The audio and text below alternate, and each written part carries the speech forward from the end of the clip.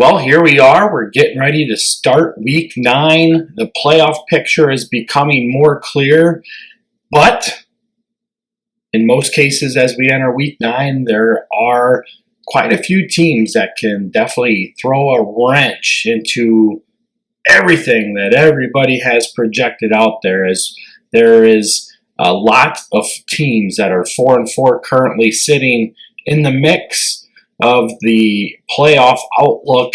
And, with that said, there's every class has upwards to 35 to 37 teams sitting in the outlook. You look at the upper classes, and right now Class 6A is the only one that truly has 32 teams sitting in its outlook. So, we're getting down to that area where we're probably going to see the potential of some 4 and 5 teams make the playoff field at large bids. Those teams that we would be looking at are definitely coming from the upper classes. Teams like Oak Park River Forest, Buffalo Grove, teams that are sitting at that 44 to 50 point threshold currently, and play teams that have much higher seeds or better records and are favored in these games are definitely the areas that we want to watch when we come to Friday nights, simply because they're going to play impact in how our playoff field shakes out. Right now, it's one of the biggest questions is what's the playoff cut for playoff points, and right now, you're kind of going in two different directions. If you're looking at 5 and 4s, you're probably looking in the ballpark of about. I would have to say you're looking right around 30 to 32, which is extremely low. I mean, usually on average we see it at 36 to 38. As far as 4 and 5 at-large bids getting in, now we're looking more at the 48 to 50 point range, and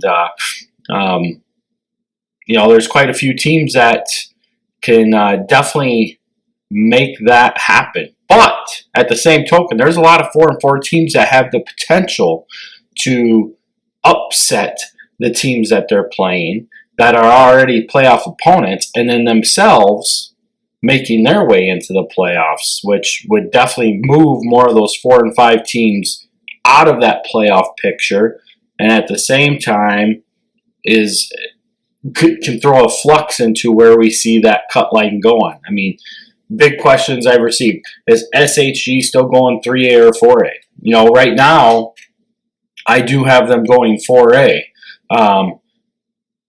And there's a lot of games in 1A and 2A currently between 4 and 4 teams that if they do pull off upsets, that's going to definitely further push SHG higher up into 4A.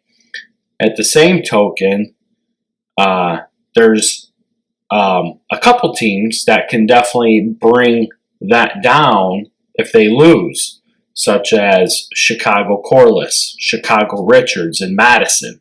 Those 3 teams right now all are sitting in the potential 1A field, provided that they do win on Friday or Saturday.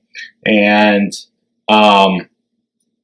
with that, their games will determine if they get in. If they lose, then we're going to see 3 teams at least drop down. So right now, I have the 1A cut at 316. Could be potentially as high as 326. I have the 2A cut at 438, and that could be as low as 426. It could go a little bit lower. It could also be as high as 450. 451, somewhere in that range. Likewise with Class 3A, I have that cut right now sitting at 595.5. That could get up to 607, 608, 613 potentially, but it could also go down a little bit into the 570 range, 550 range, somewhere in there, 562. There's a lot that could take place. Granted, when you take a look at some of these teams that are 4-4 and have to win to get in it, and they're playing opponents that are already in the playoff field, they are the underdogs this week in these games. Obviously, last week we saw a couple teams, such as Chester, win a game that they weren't projected to win. With that, it moved them to 5-3. They also won the conference title because of it. So that moved the cut line a little bit. And then, there was a couple other games that definitely made some noise. Morrison getting a win definitely changed some of the outlook around what can happen. And there's a few others. I can't remember them all, but there's definitely some more out there I know that I'm missing on. But either way, week 9 always tends to exude a lot of chaos. We've seen it over the years. And with that, the calm before the storm is about to come, because there's a lot of games that are projected to be very close. On the 8-man front, right now, the 8-man front's been very stable for the last 2 weeks. There's been absolutely no change in the projections, but we do have 2 games that feature top 8 opponents facing off with each other, with St. Thomas More and Milledgeville, and then West Central and Amboy. And while it won't change them getting into the playoffs, if those 2 games don't go as projected, it's definitely going to change how we see the seedings play out. And obviously, that can create a lot of havoc in itself, because with the current playoff model for 8-man, the way it's set up, we're looking at what myself and Greg and Mitch from View from the West have been talking about continuously for the past 2 to 3 weeks, and that's that the 8-man playoff is definitely one of the best playoff brackets to really pay attention to, especially if it plays out the way that it's set up to be, because we're looking at seeing the top 8 teams move into the quarterfinal round, and then likewise you'll see that play out into the semis and state championship games. So we have a long ways to go. Well, really, it's not. We have 1 week to go to really see how that shapes up. But then, as the weeks go on, we'll definitely see a very interesting run to Monmouth College in the 8-man game.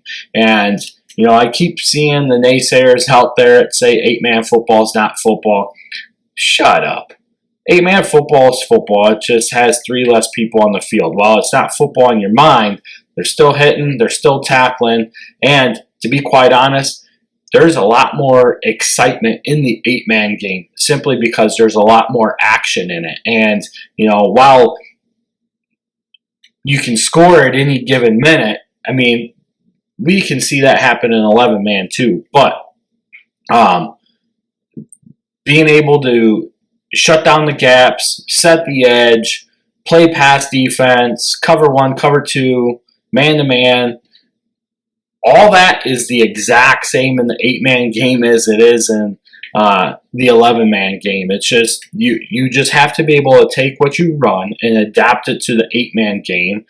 And like I said before, you do that well, you're going to find success, and a lot of our top teams do. And if you pay attention to those top matchups, man, you're going to watch some really good 8-man football. And, one of the things that really intrigued me last week is one of the teams that we see in the top 10 most of the year is Hiawatha. And they played Central City, Iowa last week. They lost as expected, but that loss was not very bad. And when you take a look at Central City, Iowa, they're rated like 127th in the entire country in 8-man football. And when you break down Iowa 8-man football, they have 2 different divisions of 8-man football. That's how popular 8-man is in Iowa. And of course, the further west you go, the South Dakotas, the North Dakotas, the Montanas, they feature a lot of 8-man teams because there's a lot of rural school districts. That's the only options they have. And as I've said before, everybody talks about how great Texas high school football is. And don't get me wrong, it is. I mean, you take a look at some of those stadiums down there, they got $75 million stadiums. You got coaches that all they do is coach football, and they're making $120,000 to $150,000 a year just coaching football. But they're also on the hot seat a lot if they don't win. And in the state of Texas, there are 232 schools that play 6-man football. So just take that number, let that sink in a little bit. We have 27 schools that play 8-man football. We have 491 schools that are playoff eligible that play 11-man football, and then we have the CPL Blue Division. I can't remember how many teams are in that one because I really don't care about the CPL. When it comes to the teams that can't make the playoffs because they bear no bearing on me, and those guys all play 11-man football. But break that down. That's a lot of schools playing 6-man football in what is arguably the best state for high school football. So take it for what it's worth. At the same time, if you have not seen 8-man football, or maybe you've only been to one game, get out and get to some more. You'll definitely see some more interest in it. And if you don't trust me, believe me, I was originally not an advocate for 8-man football. I have grown to accept the game. I've grown to absolutely find joy and pleasure in watching the game, and it is a lot of fun. And my first taste of it came back in 2017. I was watching the Iowa 8-man semifinals at the Unidome, and that was a lot of fun. There was a lot of excitement, and you can definitely tell the playmakers. So don't knock it until you watch it. And if you have only watched a couple games and you're still not on board, get to a couple more, because I guarantee you're going to come across a game that you're going to be like, oh, wow, that is football. So anyhow, we're going to take a look at the rankings, the results from last week. We're going to break down some of the NUIC games coming up. A lot of our focus is going to be more on the teams that are making the playoffs this week. Going to try to cut it down as far as video time, simply because there's a lot of things that I have to get prepped for our playoff show. Speaking of which, I'm going to plug this a couple times throughout the show, but 7 o'clock Saturday night, tune into our live playoff show on our YouTube channel, NUIC Football. All you have to do is search it. I've put the links out on Twitter and on Facebook in our group page. So if you're on Twitter or you're on the Facebook group page, those are featured in the pins or the feature ads at the top. Click on that. The link's in there. Subscribe to the channel. That way you're notified as soon as we do go live. Right now, we're looking at releasing the 8-man the 8-man pairings at 7:55 p.m.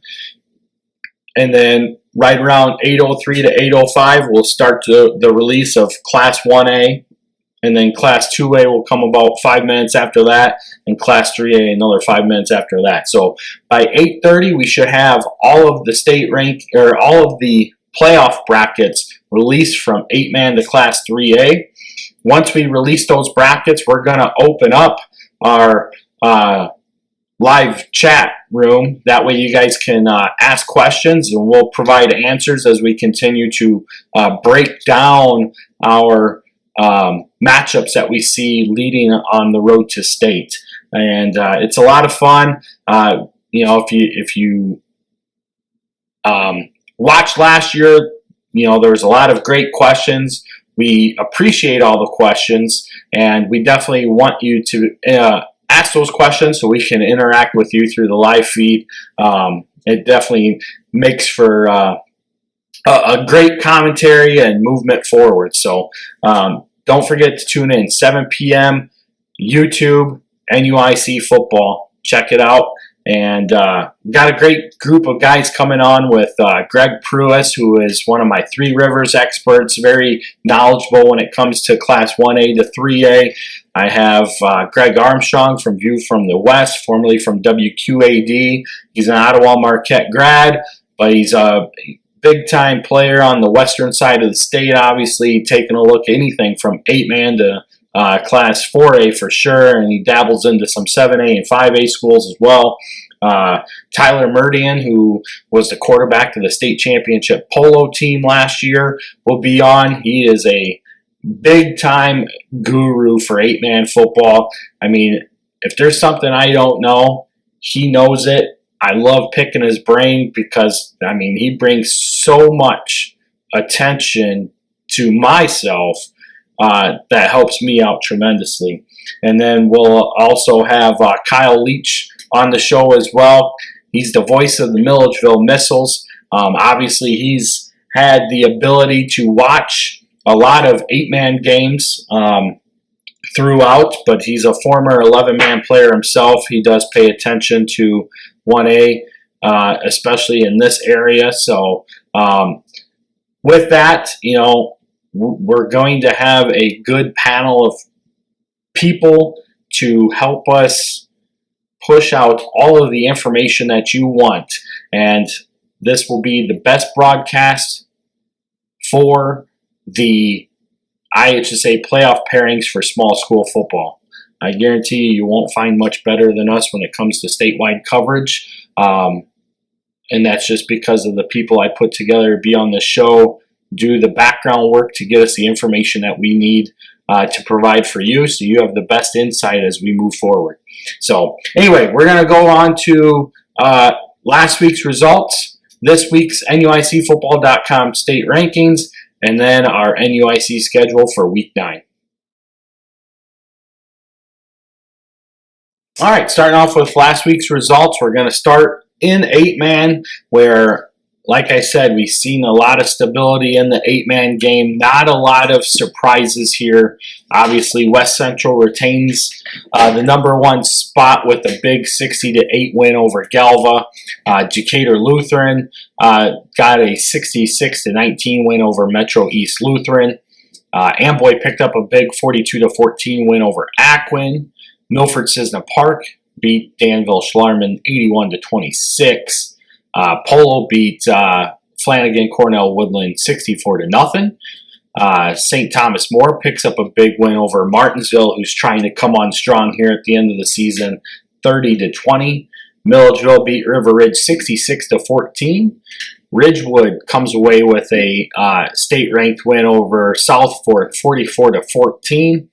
Hiawatha, as stated in the previous episode, went to Central City, Iowa. They lost 44-26, but overall a good showing for Hiawatha in that game, in my personal opinion, when you're trying to compare Illinois 8-man to what Iowa 8-man football is and is already established as. And then Pawnee with a 52-13 win over Bushnell Prairie City. With that, some other games here were West Prairie getting a 39-18 win over Alden Hebron. AFC beat Peoria Heights 58-18, and Blue Ridge got a forfeit win to move to 5-3 on the season. In Class 1A, Lena Wenzel with a big 52-8 win over rival Stockton. Ridgeview Lexington also with a big win over Hayworth 41-6. Chicago Hope Academy picks up a 40-29 win over De La Salle. CPC beat North Green 68-6. Fulton comes away with a 35-14 win over EPC. Marquette had an interesting forfeit win over Christ the King. Somebody forgot to schedule a bus to get to Ottawa, so they couldn't make up the game. Marquette gets the win by forfeit. St. B loses to Spring Valley Hall 42-27. That was definitely one of the bigger upset moments last week, as Hall was one of those teams that was not projected to be in the playoff field. Now with that win, they're going to get into the Class 4A playoff field, which has one of those games that definitely turned the tide for Week 8. Athens with a 49-0 win over Riverton. Anawan Weathersfield beat Rova Williamsfield 32-24. And Greenfield Northwestern beat Brown County 54-6. Other games, Forreston beat GCMS 40-12. Tuscola beat Warrensburg Latham 52-0. Central A&M picked up the win over Okaw Valley 43-6. And Aurora Christian beat St. Edward 33-6. Other games were Route with a 41-14 win over West Central, and Salt Fork picked up a 33-8 win over Hoopeston. Moving into Class 2A, St. Teresa had a big showdown with then number 6 Shelbyville for the CIC conference title. St. Teresa comes away with a 41-14 win, winning that one pretty convincingly. Moreau Forsyth got the big win over New Berlin 51-13. Another big matchup in the SEC featured North Mac and Pana. North Mac was favored in this game. Pana walks away with this one 42-21 in the upset win. Wilmington beat Streeter 57-6. Bismarck Henning beat Westville 52-7. Rockridge beat Kewanee 42-14. Tri-Valley had a matchup with number 10 ranked in Class 3A Eureka, and they come out with a 6-0 win. Du-Pec beat Galena 35-6. Seneca beat Clifton Central 28-0. Other games that we saw, another big matchup down in the Southern Illinois River to River Conference was, I'm sorry, not the Southern Illinois River to River, the BDC Conference, was Johnston City getting a 37-28 win over White County. Knoxville beat A-Town 41-7. Newman beat Mendota 30-27, and Mercer County beat Stark County 28-0. And finally, Class 3A. IC Catholic beat Bishop McNamara 47-0. Reed Custer with a 58-14 win over Coal City, as Reed Custer just keeps on rolling along. You know, they're averaging 59 points per game. They've scored 476 points on the season. If they can keep that pace up, they're definitely on the verge of eclipsing the IHSA record for points scored in the season.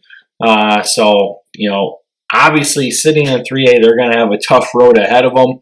But at the same token, playing very well and much higher than people had been giving them credit on, and they're just blowing everybody out.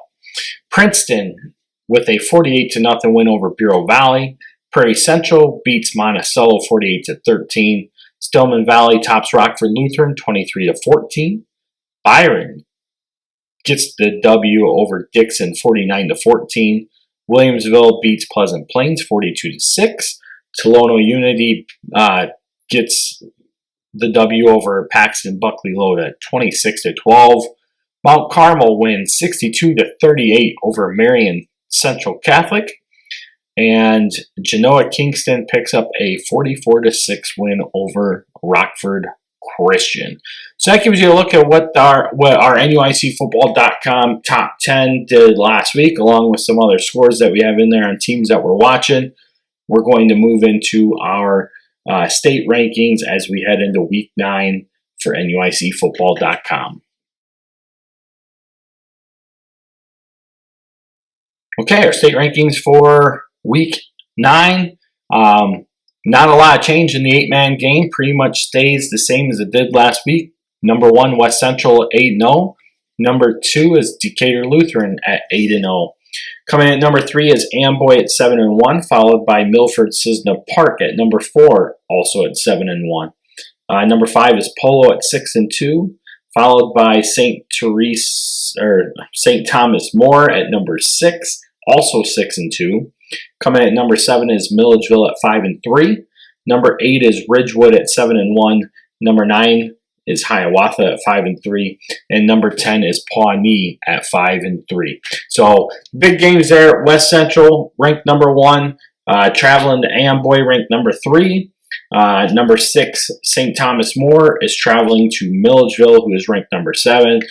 So some good games there to look forward to. Like I said, can definitely change the way that we see the seedings if upsets happen in those games.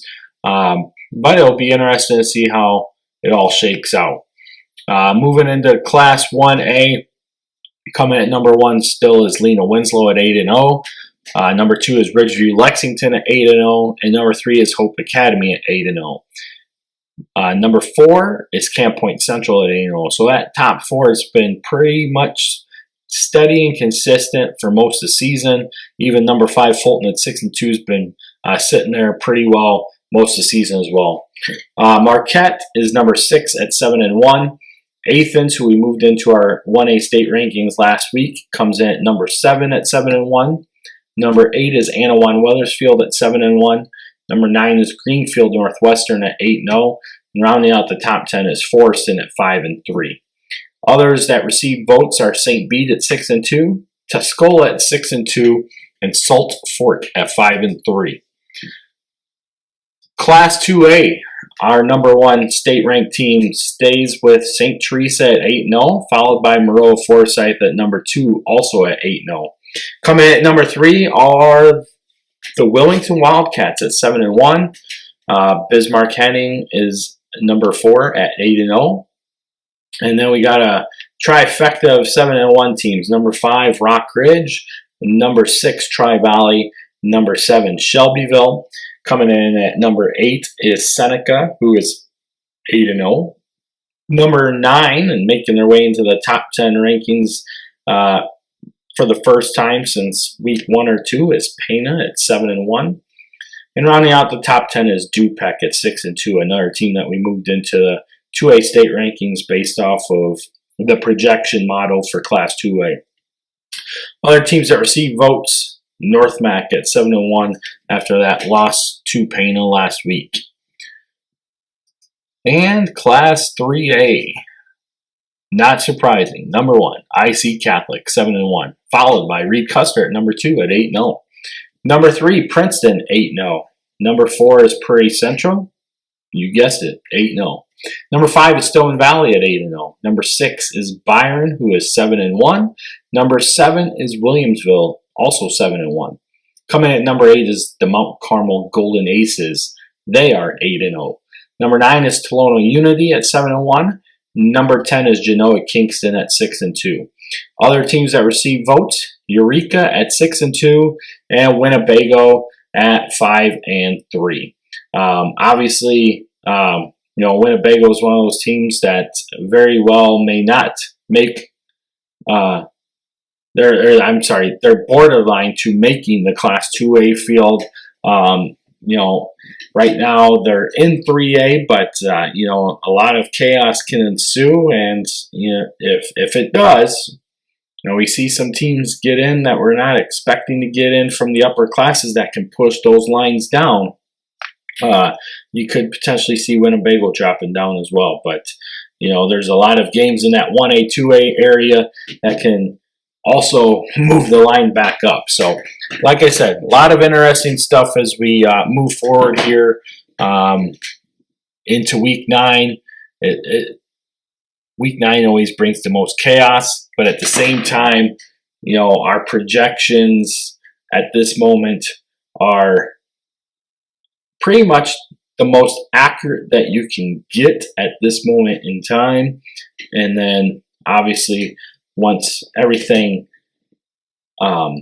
ensues for Week 9 games and comes to completion, then we'll definitely have a clearer picture of who's going where and what's happening when.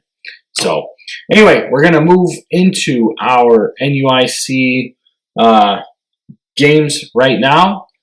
As stated, if you want to tune into our playoff show, we go live at 7 o'clock on YouTube, NUIC Football. Check the links. They're available on our Facebook group page and our Twitter page as well. On Twitter, they're in the pinned post at the top. On our Facebook group page, they're in the featured posts. That link will get you right to the playoff show that we have set up. With that, make sure you subscribe to the channel as well. That'll get you into the show and give you an alert when we start to go live as well.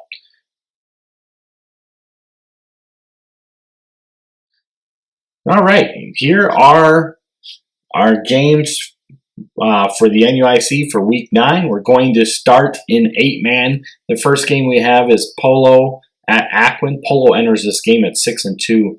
Aquin enters this game at 2-6. Last week, Polo beat FCW 64-0. Aquin lost to Amboy 42-14. Obviously, there's really not a whole lot to write home about on this game. Polo is heavily favored in this game by 5 touchdowns, 36-point favorites. With that, right now, they got to continue to play the game at the level that they know that they can, be clean in the game. You can't overlook opponents because obviously overlooking any opponents is when you lose. Currently, we have Polo looking to be the 6th seed in the 8-man state playoffs. With that 6th seed, they would definitely host the first round game. If they were to lose this game to Aquin, that would definitely shift things around as they would fall to 6-3 and probably put them on the road. Obviously, there would still be a chance that they could be at home, as they do hold a tiebreaker over St. Thomas More, who currently is projected to be the 8th seed at 6-3. So they would hold that tiebreaker since 8-man does it awesome. The way they do their seeding is you go off of wins, and then you go off of head-to-head for the first tiebreaker. So the second tiebreaker actually goes down to playoff points. So with that, it makes it a lot harder to keep up with, but at the same time, it makes it a lot more fun, and it puts more value on the wins in the regular season as well. So I actually enjoy this format. It would be cool if IHSA would adopt that format as well. Right now, head-to-head in the IHSA is like the 4th tiebreaker rather than the first tiebreaker. So in my opinion, 8-man does it right. You put value on the games that you played. That value helps you with your seeding if there is a tie in record, rather than playoff points in general. So anyway, this game, Polo wins big.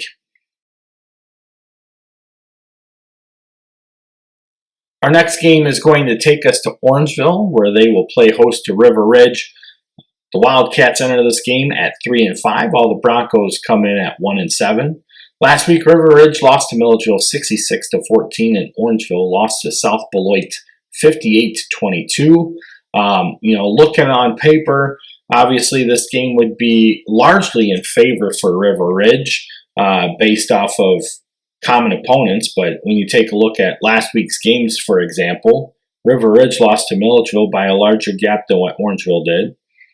At the same token, Orangeville lost to South Beloit, where River Ridge was able to beat South Beloit. So with that, it's hard to get a good basis on this game. But right now, in the Freeman ratings, River Ridge is an 8-point favorite over Orangeville in this game. Obviously, this game will have no bearing on the playoff fold. The only thing it can do is provide one team with another playoff point over another team in the non-conference games that they've played, or non-divisional games that they've played. That would be the only impact potential that this game would produce. But at the same time, for these two teams, you're just playing for pride here. And, Orangeville would love to go out with a win. Likewise, River Ridge would like to get a win as well, as they do still have an outside shot of potentially making the playoffs, depending on how things work out. But in order to do that, they definitely have to seek this win. With that, River Ridge, like I said, 8-point favorite. I probably would put River Ridge as a 3-touchdown favorite in this game. That's my pick to win. Our next game could be seen as a game of the week type game, as you have St. Thomas More, ranked number 6, visiting Milledgeville, who's ranked number 7. St. Thomas More is 6-2. Milledgeville is 5-3. Last week, St. Thomas More won 30-20 over Martinsville. Milledgeville beat River Ridge 66-14. One of the big things with this game is Milledgeville had the return of Bryce Audie last week at wide receiver. Definitely an all-state caliber player. Bryce missed all of the season up until he entered the Week 8 game last week against River Ridge, and made some big contributions as well, scoring 2 touchdowns on 2 different pass plays. Just a dynamic player. He's not very big in size, plays bigger than he is, goes up and catches the ball at its highest point, has a lot of speed that is hard to replicate or catch up with, hard to plan for.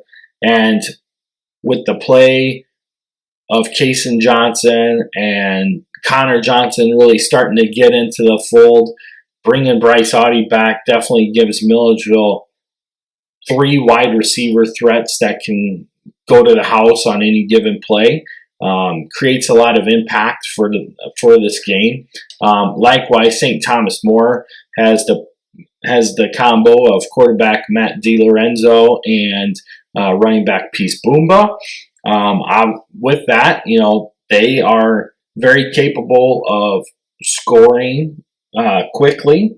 Obviously, we saw St. Thomas More come up and play Polo earlier this year, in which Polo won that game 46-0.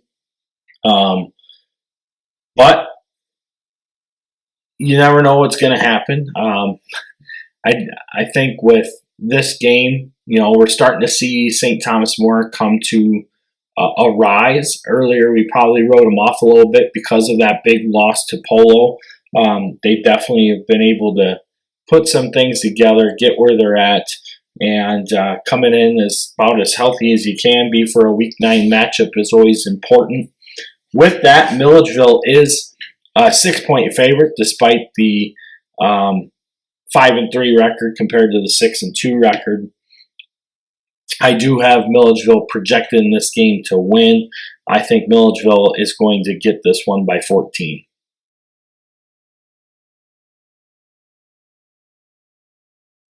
Our game of the week is sponsored by Best Realty, your premier choice to buy or sell a home in Stevenson and Winnebago County, including Lake Somerset. And this game is going to feature the number 1 ranked West Central Heat coming to Amboy to take on the 7-1 Clippers. West Central won 60-8 last week over Galva. Amboy beat Aquin 42-14. Obviously, this game features the number 1 ranked team against the number 3 ranked team. Big matchup. This is definitely one of those games that we had circled on our paper from the very beginning of the season. Huge implications here as far as how the playoffs will shake out when we take a look at big games. Obviously, one of the downfalls we saw with West Central was their weak schedule, but then a couple weeks ago they come up to Milledgeville and put a beat down on them that propelled them into the number 1 ranking without doubt and hesitation. Obviously featuring a Player of the Year candidate in Caden Drosty at running back. Caden's sitting at 1,850 yards on the year with 35 touchdowns, tied with Leighton Miller from Decatur Lutheran as far as touchdowns on the season go.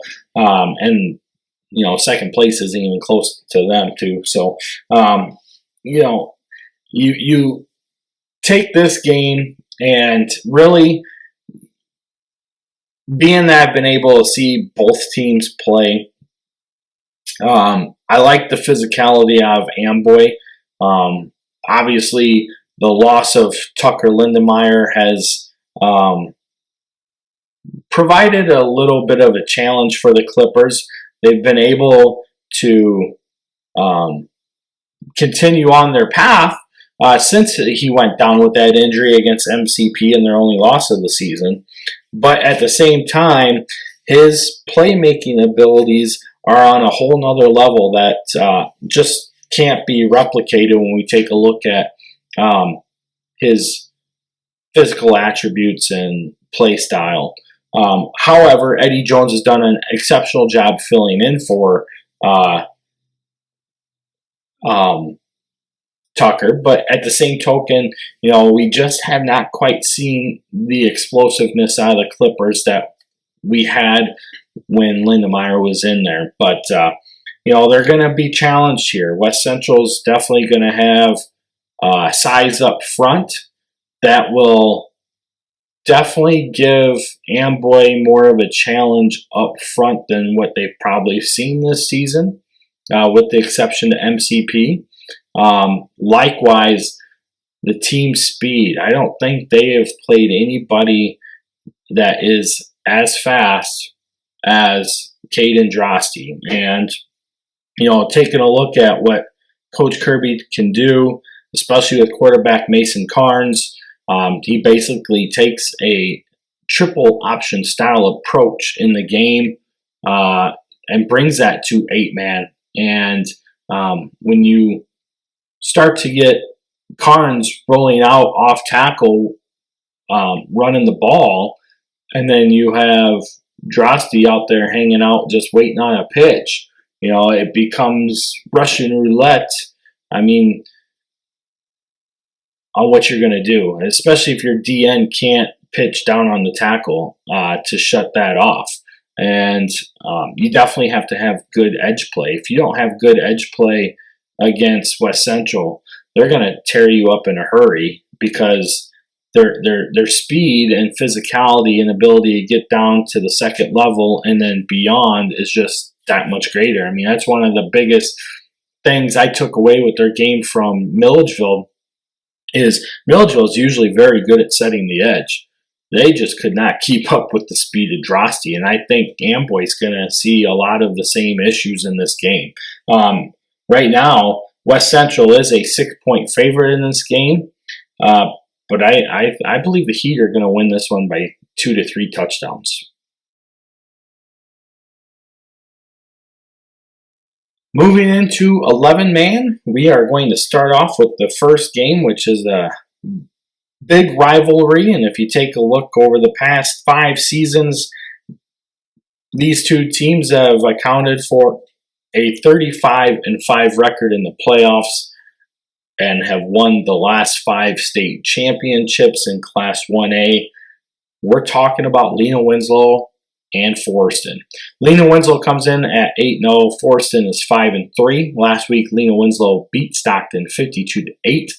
Forreston beat GCMS 40-12.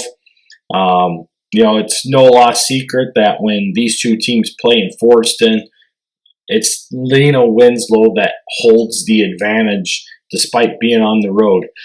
Forreston has only beat Lena Winslow at home one time, and that time came in 2016 when the Cardinals had their lone undefeated season en route to their second state championship.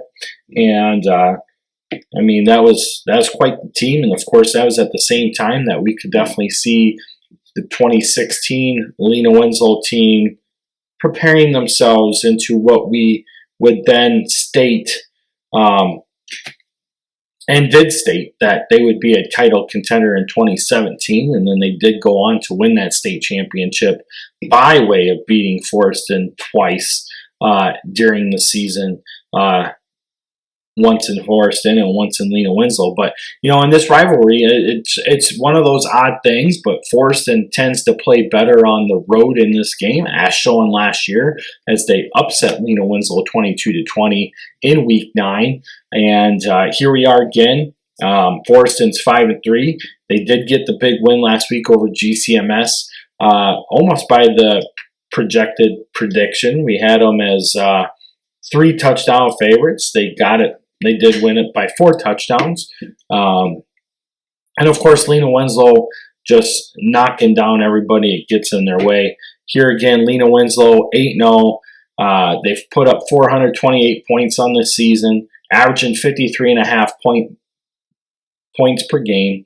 That pace would definitely put them as one of the top scoring programs in state history, provided that they are to play all 14 games. At the same token, they are on pace to break the Class 1A state scoring record, which is held by Arcola back in 2015, when the Purple Riders scored 715 points on the way to their state championship game title win. But, in this game, I don't think you're going to see much things different from what we saw between Lena Winslow and Fulton and Lena Winslow and Du-Pec. It's one of those games where Forreston's going to have to come out. They're going to have to match the intensity of Lena Winslow. If they don't match that intensity, they're going to be walked off the field in the first half. If they do match that intensity, we can definitely expect to see a closer contest in the first half. But then it's the second half where you definitely have to take account of, because we saw close play between Lena Winslow and Fulton and Lena Winslow and Du-Pec both in the first half. And then in the second half is where we saw the separation in what Lena Winslow is compared to the rest of the Class 1A field this year. And, it's kind of like going into that championship bout with the heavyweight title champion, and you're the contender. And, it's easy to go round to round for the first 3 rounds, but rounds 6, 7, and 8, when they keep coming at you and pounding you in, that's when you got to try and get that knockout blow. And, the Cardinals have different capabilities. Obviously, one of those things that will be a factor in this game is that both teams are run teams. And with that, we could see slower gameplay. Obviously, Forreston does like to run a hurry-up offense, trying to wear you down. As far as that hurry-up offense, I think the only thing it'll do for Lena Winslow is maybe keep them off balance a little bit, but I don't think you're going to see them wear down. Have yet to see them wear down yet this season. This is by far one of the best conditioned Lena Winslow teams I've seen in some time, as far as start to finish. I mean, this team definitely rivals that of those teams back in 2010, 2011 that were just straight up powerhouses. And, obviously there's a lot of talk on how good is this Lena Winslow team. Obviously, in my opinion, we're still way too early to be having that conversation, but they're definitely setting themselves apart from the rest of the competition right now. In this game, they are 26-point favorites, so a 4-touchdown favorite for Lena Winslow as they head into this rivalry game with Forreston. I do like Lena Winslow on the road. Our next game is going to take us to Galena, where the Pirates come in with a 3-5 record. West Carroll comes in at 0-8. Last week, Galena lost an opportunity to make a playoff bid potential, losing to Du-Pec 35-7. West Carroll lost to Dakota 66-0, which likewise gave Dakota the playoff eligibility that they were seeking. In this game, obviously we see one team that is originally projected to be 3-6, most likely going to finish at 4-5. Had the ability to be in that playoff talk, but came up short. On the other hand, you have a team that is basically a JV team that is trying to play a varsity schedule. Like I've said all season, you got to commend them. I mean, West Carroll came in this season. A lot of people were being critical on if they even play a full 11-game schedule. And that talk started the minute that they said that they were coming back to 11-man play this year. Obviously, numbers are not in their favor as far as the varsity age level players. They only have one senior. I think they have 5 juniors, and the rest are all sophomores and freshmen. With that, though, they continue to march on week by week. They do something better than the week before, which, you know, for a team at that caliber, you want to see that improvement. Obviously, having a team like that going up against varsity teams, especially in the depth and the strength of the NUIC, is no easy task. It can be intimidating as well at the same time. And, you know, this isn't our game. You know, Galena is favored big. They are 5 touchdown favorites, 36 points. However, this game is probably going to go more in favor of Galena by about 60-0 in that ballpark range. But like I said, hats off to West Carroll. You got through a full 11-man season. You're trying to turn things around. Galena, you just missed out on the playoffs. You did finish a little bit higher than expectations. I'm sure missing the playoffs just doesn't sit very well, but at the same time, you still have more things that you can continue to grow on for next season. So this game here, again, you know, just more of a pride game than anything, but there are some playoff points that can help out some non-conference opponents, especially for Galena. If they win this game, it'll help Madison out, who is looking to get into the playoffs. Our next game is going to take us to, well, wherever this game is going to be played at. It's going to be met in the middle, and I can't remember the location of this game, but it's Chester at EPC. EPC is the home game, but with the drive being close to 6-7 hours, they're going to meet halfway and play at a neutral site. Chester is 5-3. EPC is 2-6. Last week, Chester won 12-7 over Red Bud to win their conference championship. That was an upset win for the Hornets. And with that, it also at 5-3 gave them a playoff berth, being that they did win the conference title. So it's automatic. They are in regardless of what happens. EPC lost last week to Fulton 35-14. Obviously, this game is going to help the NUIC out, provided that EPC can win.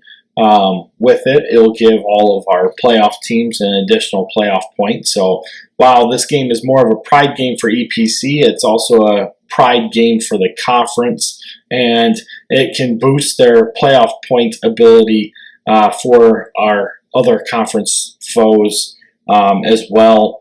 And, you know, what better way to go out than to beat a team that's going to go to the playoffs? Like I said, Chester's already locked into the playoff field. EPC is the favorite in this game by 4 points. I do think that we can definitely see EPC win this game by 2 touchdowns. And the Wildcats are my pick to win in this game, as got to root for the NUIC. Our next game is going to take us to Durand, where Du-Pec will be hosting Durand's homecoming. They come in with a 6-2 record, and the foe coming to town is Stockton, who enters this game at 3-5.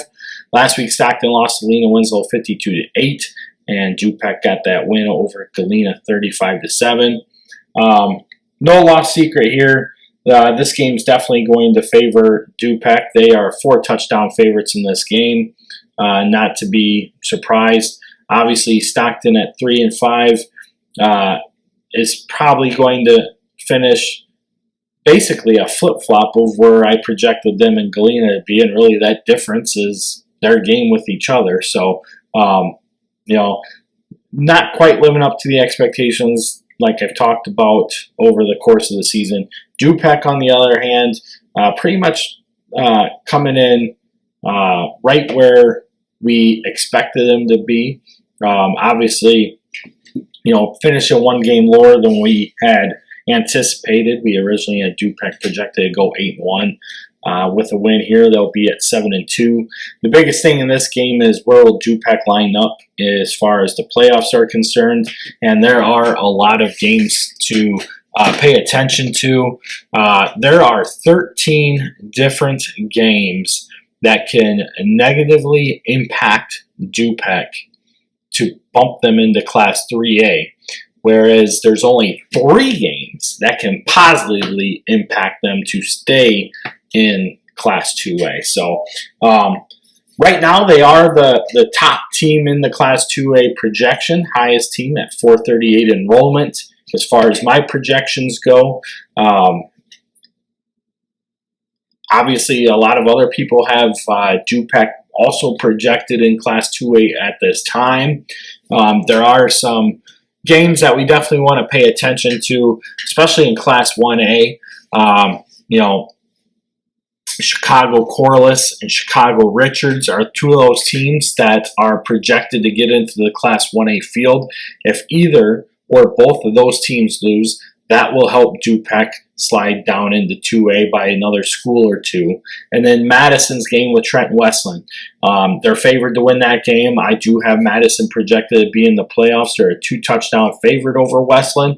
But if Madison were to come up on the short end of that game, that will also help the Rivermen out. Some other games that can definitely be an area of concern for Du-Pec is KZ Westfield playing Richland County. KZ's 4-4, so if they get that 5th win, they should make the playoff field. Winchester West Central has to play Mendon Unity. Mendon's already at 5-3. So they are most likely going to be in the playoff field. If West Central gets the upset, they'll get to 5-4 and also most likely get in that field. Havana is 4-4. They have to play Elmwood Brimfield, who is 5-3. Arcola is 4-4. They have to play Villa Grove, who's 5-3. And Illini West is 4-4, having to play Macomb, who is 8-0. Definitely Macomb's heavily favored in that game. Don't see that one being much of an issue. One I'm kind of intrigued in is Chicago Christian. They are 4-4. They have to play Ridgewood out of Norridge, who is 5-3. Again, Ridgewood should be favored heavily in that game, but Chicago Christian is right there nipping and tucking with the potential opportunity of getting in. Don't think it's very high. Down in Class 2A, Deer Creek Mackinac is 4-4. They have to play Eureka. Orion is 4-4. They have to play Rock Ridge. Hamilton County is 4-4. They have a game with Cesar-Valier, and to me, that's a game that could definitely it's favored to Cesar, but it could definitely go in the way of Hamilton County and go against Du-Pec as well. Flora has to play White County. Obviously, White County is a huge favorite in that one. Mater Dei has to play Mount Zion. Again, Mount Zion will be a big winner or big favorite there. Chicago Roe Clark is 4-4. They have to play Chicago Pritzker, who's also 4-4. So the winner of that game will get in. The only thing is that Pritzker is a 4A school. Roe Clark is a 2A school. So for Du-Pec, they want Roe Clark to lose. And then that pretty much rounds it out because some other games that are taking place won't really have an effect on who wins or loses because they're both teams that win would be in the playoffs regardless in either Class 1A or 2A, so it plays no effect as far as Du-Pec is concerned. So taking a look at that, that's where we're at with Du-Pec and how close we are to the cut line. Obviously, we know all of our other teams are making the Class 1A playoffs. So I just wanted to go a little bit more in depth for the Du-Pec faithful, the impact and ramifications that Week 9 could potentially bring. Obviously, they're basically one team away from being in 3A, but they have the potential of a 3-team swing if those 3 teams down in 1A that are projected to win actually lose. That will help the Rivermen out. But, all you can do is play the teams that are in front of you, do your job. The rest of it will play itself out. Either way, get ready for 2A or 3A. Obviously, that 3A playoff field is definitely loaded. The 2A field's looking pretty tough, but at the same time, definitely much more favorable for Du-Pec to actually play more caliber teams that they would match up better with. So, Du-Pec wins this game big.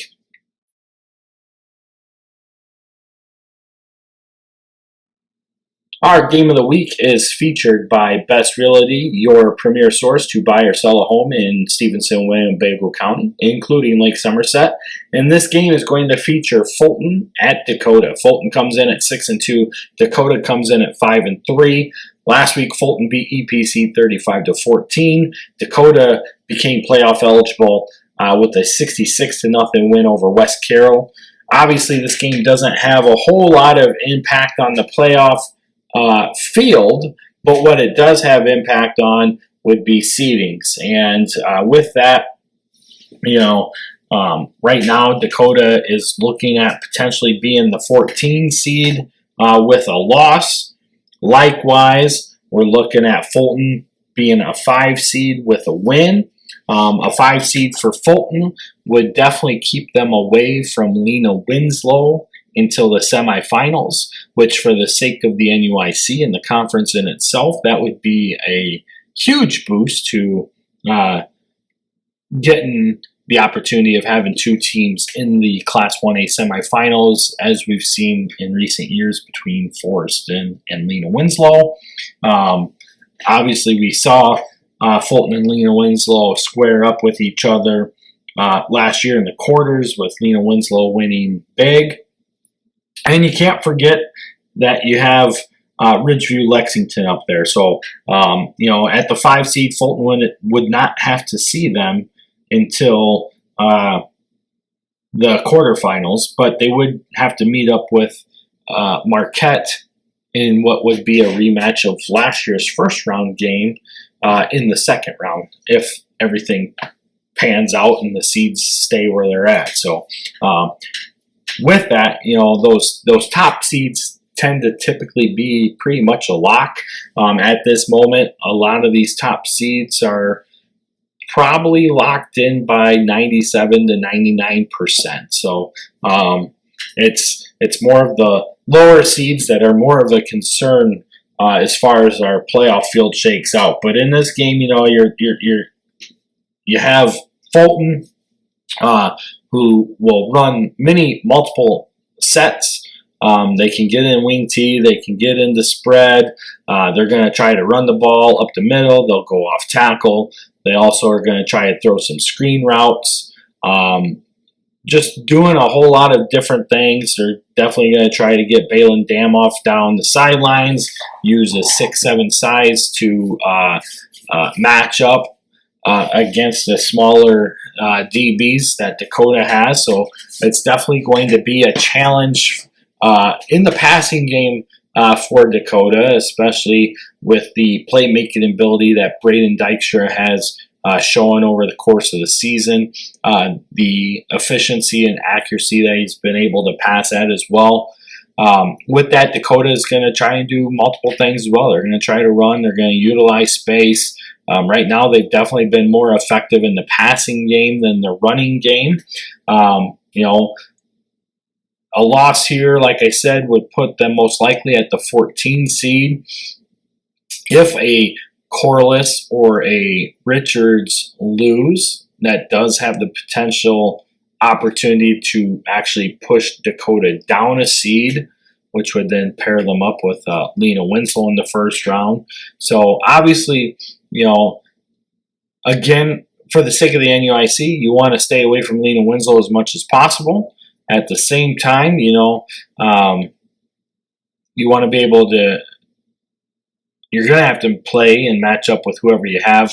And right now, for the past 3 weeks, every playoff model I've done, whether it be 1 through 16 or playing around with a 1 through 32 format, has Dakota going to Chicago Hope. Provided everything plays out as is. Like I said, there are a couple games that could shift Dakota one way or another.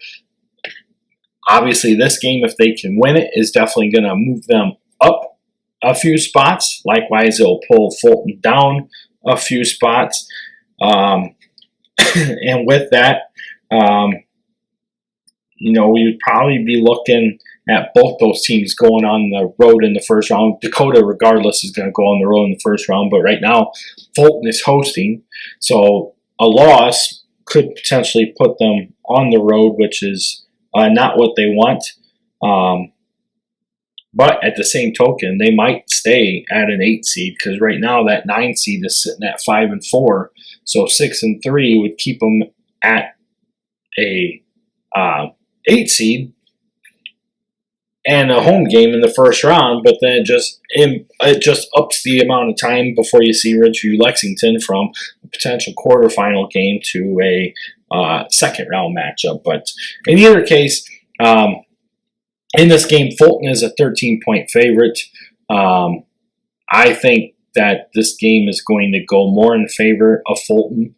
I think that they're going to be about a 21-point favorite in this game. But we'll see. It should be a good game. Last time we had Dakota at home in the game of the week, and they were a 3-touchdown underdog. They pulled off an upset of Forreston. So anything's possible. Obviously, it's why we play the games. And here we are. We're getting ready for the playoffs, so it's time to go. But I do like the Steamers in this one. Like I said, by a 3-touchdown score. Well, that wraps up our Week 9 preview. Gives you a look at what we have for our state rankings, our results from last week. We've talked different times on some playoff expectations, tendencies, as stated a couple different times. Tune in to our playoff show on YouTube, NUIC Football. We're going to go live at 7 o'clock, where we're going to start to break down potential matchups that we see from 8-man to Class 3A. Starting at 7:55, we're going to release the 8-man bracket, and followed by Class 1A, 2A, and then 3A. After that, we're going to open up the chat window to a Q&A session, while at the same time we continue to talk about what we actually see in the bracket and potential matchups that we see that would be huge impact games on the road to state. And look forward to games that we definitely think could play out and be big games as far as who we see getting to Champaign and or Monmouth College for that state championship game. So stay tuned for that. Like I said, links are available in our pinned tweet on Twitter and our featured post on Facebook in our group page. And we'll continue to blast those out as the week goes on.